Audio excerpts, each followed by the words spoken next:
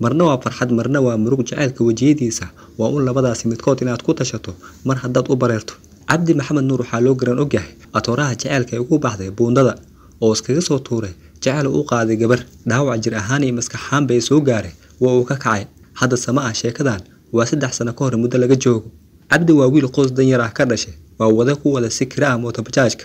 booqashaan ugu tagay hoygiisa ayaa waxa uu sheegay inuu la dhibtoonayo gabar ay ku heshiiyeen inay isguursadaan balse wax la'aanta ay legday wuxuu ka codsanayaa bulshada dhammaan in loo rumeeyo riyadiisa hadda waxa leeyahay xiriir cusub leeyahay xiriirkii wixii maana walisfaami marka hadda waxa la rabaa guurkii oo hadda ahay ala jooga bar xiriirku loo bilood iyo maalmooyin soo marka si joogto waa u sheekaystaa macnaha gabadha way fiican ciidada waa dabeecad leedahay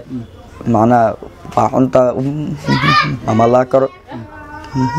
mama nuxum mama la karo marka anu dabeecadaas ku raacbis xagee isku barteen ayo waxa isku baranay Madiina isku barteen hay bal marka waxa noo sheekaysaa markii koowaad aas aragteen sidoo u dhacay qaabna isku barteen ana qaabku isku baran waxa waay moto bajaajka markuna ay markay xiriir ahaan hadda loo ku macnaa ayda ay sheegad ani markaadi amayni ama dhexkarbo qoftaanid waxa macnaa aku soo baban adigatay adalayd may waxa qasaawa adigi hadan baxarta mooho ana asmisdi inuu baxarta mustaqbal xaalkan markaado waxa maydida hadda la dhaho aguursa iyo wax farga gacan maamul haayo hadda laba jeer aguurso ma shaqaalo baa ama ogta laba jeer ama tan aan amaliyo bakir laba jeer laga qaada burihi ma soo raakara hadalka ka soo yeeray ayaa hooyadiisa waxay ku beertay walwaliya makaak in wiilkeeda ficilkaas uu sameyn karo haddii loo guurin waayo gabadha hooyo Faadumo Nuur Cumar waxay ii sheegtay in urku taale ay ku noqotay wiilkeeda hadal uu ku yiri ee ahaa in sunu cabi doono si degdeg ah gabadha haddii loo guurin waayo ee u heli karin midaas ila daala dhacayso nolosha qoyska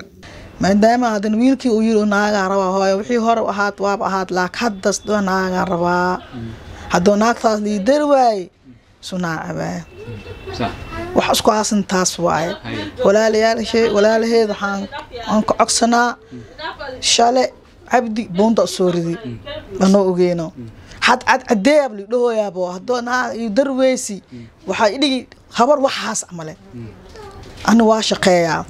shaqada oo shaqeyn qonton waayo qonton kaaseeti aan ijaaro ka dhibtaa uyigan shaq maayamo tira ka dhibtaa uyikii maamul ugu dhiga ma uyika ijaarka dhiibaa taasaad ku socdaa anoo jirin oo xanuunsan soc karin aan shaqadaas aadaa hadafaa waaya maanta wiilashan wax ma haastaan inta isku fadhi leedeen iska xanuunna hooyaab ilaahay ka dhigay iska shaqeyso aku yaraad aku badnaado wala aan horta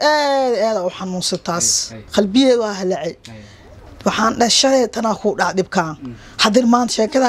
ma bir kamaal anuga tanab waahib naftiis absi walwal iga bheera igalay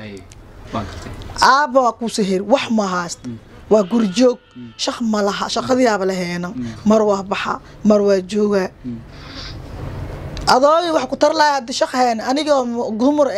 oo maanta qodkaas xun oo jaarka dhiiba inta ka keenay guur ma ka dhiiba mis iyaga macna meeshii seexlaayeen ka dhiibaad